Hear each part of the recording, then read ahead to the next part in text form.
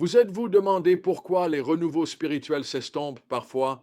L'histoire d'aujourd'hui nous montre à la fois la promesse et le danger d'un réveil qui dépend de l'influence d'un seul dirigeant.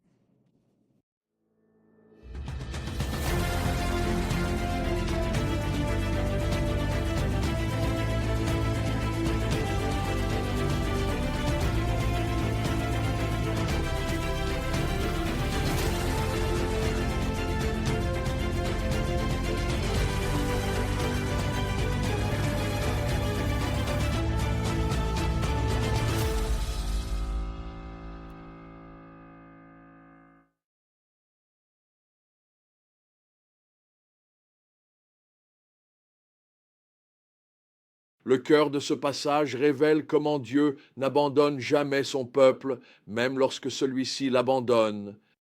Il préserve un reste et offre des occasions de revenir bien que ses fenêtres de grâce ne durent pas indéfiniment. L'histoire commence avec l'espoir, un jeune roi protégé dans le temple de Dieu pendant 6 ans, tandis que la méchante reine Athalie régnait.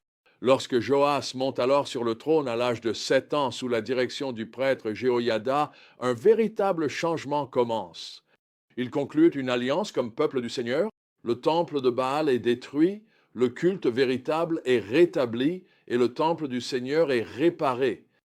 Pendant des années, tout prospère sous l'influence de Jéhoïada. La collecte pour la réparation du temple témoigne d'une intégrité remarquable. Il ne demande même pas de compte aux ouvriers, car ils agissaient avec une honnêteté totale. Ce n'était pas seulement une réforme organisationnelle, cela reflétait profondément un véritable renouveau spirituel, un réveil qui produisait honnêteté et diligence dans la vie des gens. Le psaume 37 s'applique parfaitement à ce moment. Ne t'irrite pas à cause des méchants, aie confiance dans le Seigneur et fais le bien, remets ta voix au Seigneur. C'est un psaume de foi patiente et profonde. Lorsque le mal semble l'emporter, nous rappelant que la justice de Dieu viendra en son temps. Nous voyons cela s'accomplir lorsque le règne maléfique d'Athalie prend fin et que le vrai culte est rétabli, mais un signal d'alarme apparaît alors. Le texte précise que Joas fit ce qui est droit tant que Jéhoïada, le prêtre, l'instruisait. Les hauts lieux subsistent, la réforme n'était pas complète. Lorsque Jéhoïada meurt à l'âge de 130 ans, tout se détériore rapidement.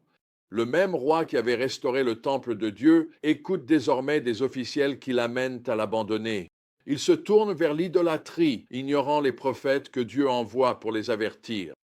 Comment pouvons-nous appliquer ces vérités aujourd'hui? Premièrement, reconnaissons que le véritable réveil doit être enraciné en Dieu et ne pas dépendre d'un dirigeant humain.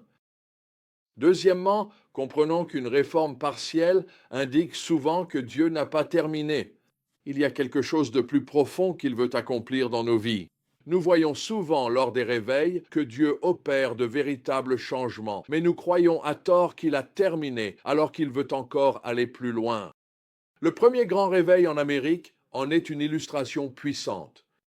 Alors que Dieu agissait puissamment par la prédication et la prière de George Whitefield, créant une grande part de l'héritage spirituel américain, il voulait accomplir davantage. Whitefield montra de la compassion envers les esclaves et écrivit contre leur traitement inhumain, mais contrairement à John Wesley, il ne dénonça jamais l'esclavage en tant que tel. S'il avait permis à Dieu de le pousser plus loin sur cette question, le grand réveil aurait eu une portée et une profondeur encore plus grandes, avec un impact ressenti jusqu'à notre génération.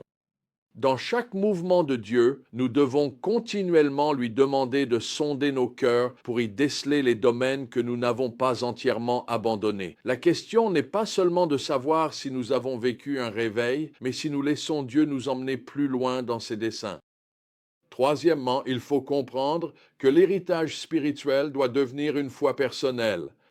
Joas avait l'enseignement de Jéhoïada, mais pas sa conviction.